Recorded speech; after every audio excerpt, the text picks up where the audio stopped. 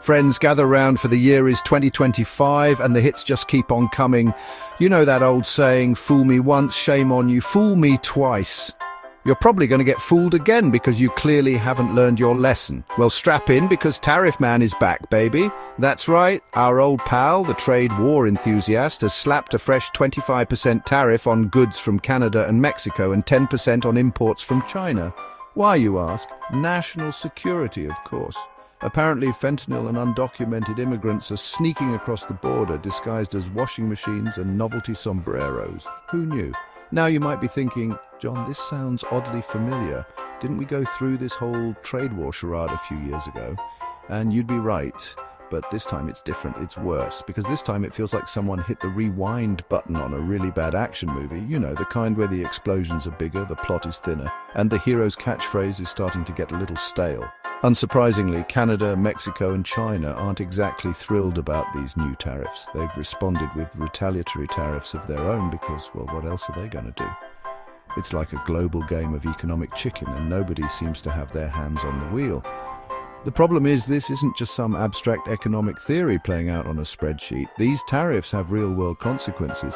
They mean higher prices for consumers, lost jobs for workers, and a whole lot of uncertainty for businesses trying to navigate this increasingly volatile global landscape.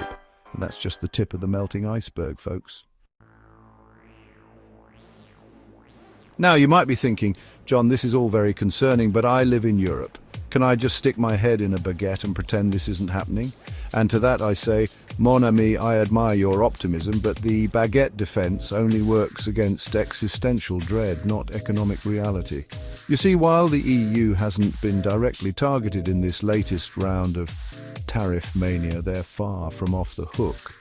It's like being at a party where someone's microwaving fish. You might not be the one eating it, but you're definitely going to smell it. The EU is understandably concerned. They've publicly expressed their displeasure and warned of a firm response if similar tariffs are imposed on their goods.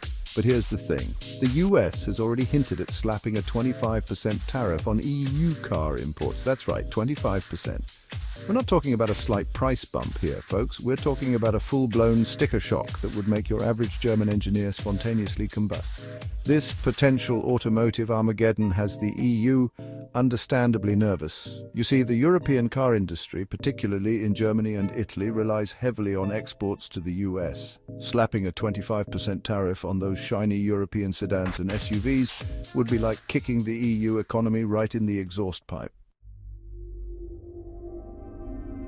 Now, I know what you're thinking, John. You're being a bit dramatic. Surely the US wouldn't actually go through with this automotive assault. They wouldn't risk jeopardizing their relationship with one of their closest allies, would they? And to that I say, have you met the US government lately? The sad reality is the US seems to be playing a game of economic chicken with the entire world, and they seem to be betting on the fact that nobody's brave enough to call their bluff. But here's the thing about chicken. Sometimes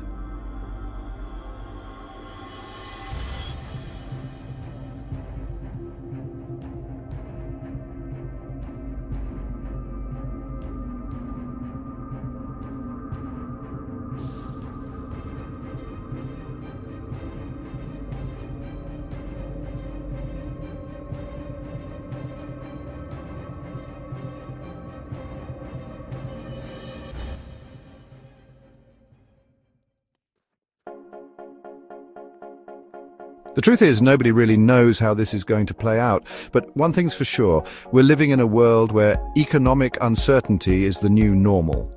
The rules-based international order that we've relied on for decades is crumbling faster than a cookie in a toddler's fist, and frankly, it's terrifying. So what can we do? Well, for starters, we can stay informed. We can pay attention to what's happening in the world and hold our leaders accountable for their actions. We can support organizations that are working to promote free trade and international cooperation. And most importantly, we can try to remember that we're all in this together.